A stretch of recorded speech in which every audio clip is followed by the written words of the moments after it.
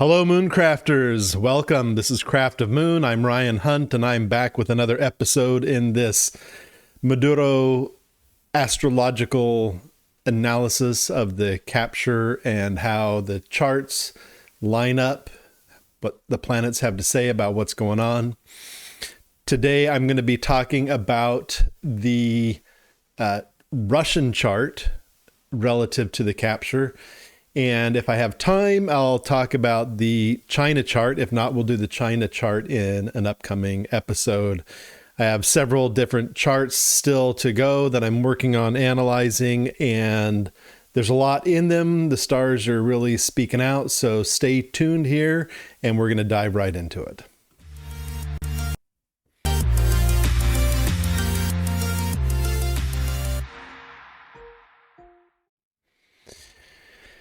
Okay, so here we have on the screen the chart of the Constitution of the Russian Federation, and this is the chart for the enactment. So the latest Russian constitution was done through a the word's escaping me. The referendum. So they voted on it on December 12th. And the Constitution was enacted. It became valid on December 25th. The research I've done, I can't find a specific time. They say when it was published, and I can't find the published time. We can find the published date, but I can't find the actual published time. This was back in 1993, so it was before internet. So I'm assuming things had to go to press. It was the state newspaper. So I assume things had to go to press, and when it was published and then released is when it officially was enacted. The chart that I have here is for 7 a.m. It could have been slightly earlier. Actually, I tend to operate in whole signs. So let me just fix this really quickly. Hold on one moment. I have it in Regiomontanus right now because I was doing some horary earlier. Let me just fix that. Yeah, so I have it for 7 a.m. in Moscow, and could have been earlier, could have been later. I think that right now, the cycle is like 10 a.m. and 10 p.m. when things are published, but that's online. So I'm going to go with 7 a.m. because newspapers used to be published and delivered pretty early in the day back in the early 90s. So we're going to go with that in terms of a time. The date is really what we're looking at here that's significant. And what I want to point out that I think is just absolutely fascinating, and today is the kind of like the critical point in terms of that. So we're here at January 7th today, and the Mars, Venus, Sun configuration are all lined up in I believe it's the 18th degree of Capricorn right now. But on the capture, and right now, and with the Russian Constitution, the enactment of the Russian Constitution, you can see that we have some of the same players, Mars and the Sun. So Mars was in a Cazimi at the time that the Russian Constitution was enacted. And we have, it's not quite into Cazimi on the capture of Maduro. It is now is when we're going through the Cazimi of the planets. But we can see that still it's very tightly configured. Also, we have a conjunction of Mercury and Venus for the Russian Federation enactment. And even though they're not as close together, they're still in play. So from a planetary proximity standpoint, we still have in the Russian chart, we still have Mercury, Venus, Sun, and Mars. And fast forward now, we have Mercury, Venus, Sun, and Mars. What is that going to say for the how Russia is going to be involved in this? It's hard to say, but we do.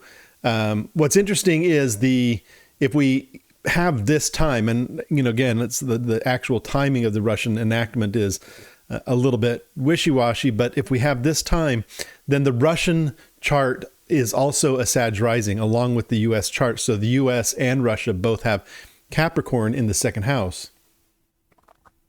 And it just makes me kind of wonder what's going to happen, because if we see that, we also have this the transiting moon and transiting Jupiter are in a similar kind of configuration to at least by whole sign, they're in a whole sign opposition to the natal Russian Mars and Sun as they are to the transiting Mars and Sun in the second house of Capricorn resources. And it just makes me wonder if somehow this Venezuela Maduro capture is going to have an impact on the way that Russia resources itself. We know that Russia is deeply involved in the petroleum game that the nations play on the world stage. Petroleum is such a big part of geopolitics, and Russia is deeply involved in all of that. A lot of their goings on in Ukraine, Iran, the Middle East are strongly connected to oil. Even in Southeast Asia, we see a lot of Russian involvement regarding oil or other natural resources. But so it's interesting to see this configuration. We have the moon at the time of Maduro's capture was a full moon, and it's lighting up the houses of money and resources, both the resources of oneself as well as others. And so this is the resources of Russia versus the resources of the rest of the world. The US has the same configuration going on. And so we see Mars and the Sun playing a big role by transit in the global stage for this. But in Russia's chart particularly, we have this Mars Sun Kazemi. And I haven't done a lot of work on Russia's chart, so I can't speak to what what this might be as like a general delineation for Russia around Mars and the Sun. But cyclically, when we see planets return to the same configuration, and not in this case, it's not just the same configuration. It's not just a Mars Sun conjunction that's taking place, but it's also in Capricorn. So it's both a return by phase as well as return by sign, and a return, at least by whole sign, a return by house. So when we have these kinds of planetary return periods, often thematically, the kinds of events from an archetypal standpoint that were taking place during the inception of a chart will be revisited by transit. And so we have to ask what was going on in 1993. There was a lot of change actually in Russian politics that was taking place. We'd had the collapse of the Soviet Union. We'd had the Berlin Wall falling down. There was a lot of stuff going on that had built up to this point in time where Russia finally was adopting this constitution.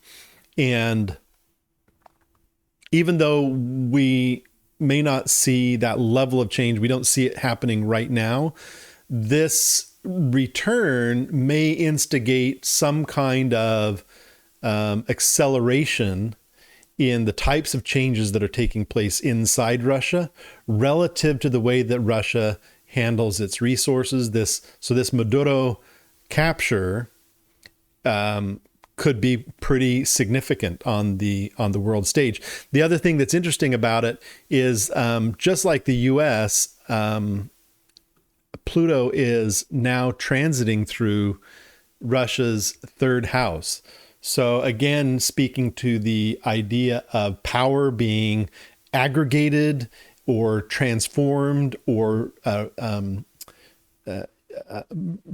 subjugated, the kind of the neighborhood power. So the third house is the house of neighbors and community and the surrounding area.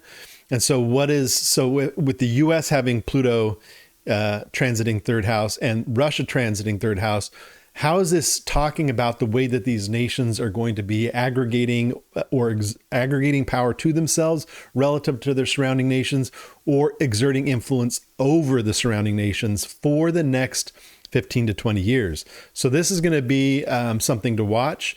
And this moment, Mars is a strong catalyst of initiation. And I have a class starting this evening with Synchronicity University that talks about Mars as the catalyst of initiation. And there's still time to sign up for that. You can go to synchronicityuniversity.com/Ryan Hunt and check out the course there if you're interested. Mars is a catalyst of initiation. And so when we see this catalyst taking place in the second house of resources for both Russia and the US, it speaks something for the upcoming cycle, especially with Pluto transiting that third house. So I do see the archetypes of those combined. Sun and Sun and Mars are soon going to be entering into the third house. They'll both go through conjunctions with Pluto coming up soon. So we'll see that happen in the coming month or so. But there is a lot that is taking place, and there's a lot of change at foot, and the balance of power is significantly being impacted by here. Just the last thing about Pluto is we see Russia's inceptional Pluto is placed in Scorpio, which is ruled by Mars. So Mars is significantly influencing the flow of events and the catalyzation of what is coming up for Russia relative to their resources, their finances. This could be with the moon in their 8th house. It could be dealing with their banking system. It could, with the Cazimi taking place in their 2nd house, it could be dealing with their own natural resources themselves. And with Pluto transiting the 3rd house, just like in the US, this could be dealing with the way they exert influence over their surrounding nations. And probably it's going to be something of all three of those put together. So that is Russia's chart. Let's see, what time do we got here? I think that probably I should stop here, and I'll do China's chart maybe tomorrow if I have time. Later today or tomorrow I might record China's chart. But yeah, I've got to go for right now. You're able to reach me. The links for my website, www.ryan-hunt.com, is in the description below. You can go there to sign up for a consultation with me if you're concerned about what's taking place on the world stage and how it's going to impact you. I do work with astrocartography, so we can look at how location impacts your chart. We can look at how the world events that are taking place today are impacting your chart, and how you might respond, especially if you're looking at relocating or traveling somewhere, how you might respond to the current events that are going on right now. So we can definitely take a look at that. I help people that are doing life transitions, career coaching, psychedelic integration work. So feel free to head on over to my website and book a consultation if you're interested in working with me. Go to synchronicityuniversity.com/Ryan Hunt to check out the course that I'm offering. It's a 5-class course. Today is the first day with Mars, the initiator. So we'll be talking about Mars. I won't be diving into the world events here. It's more of an archetypal understanding and exploration of Mars and how it might impact your chart over the coming year. But we've got Mars, then next week is Jupiter, then Saturn, then Pluto, and then finally Uranus. So I encourage you to sign up for that. Head on over. It's going to be an exciting class. There's still time to sign up for it. and time to join. And if you're not able to make the class live, you'll be able to receive the recordings and check it out on the offline side of things. So there we are. Until next time, keep your eye on the sky and make a wish upon a star.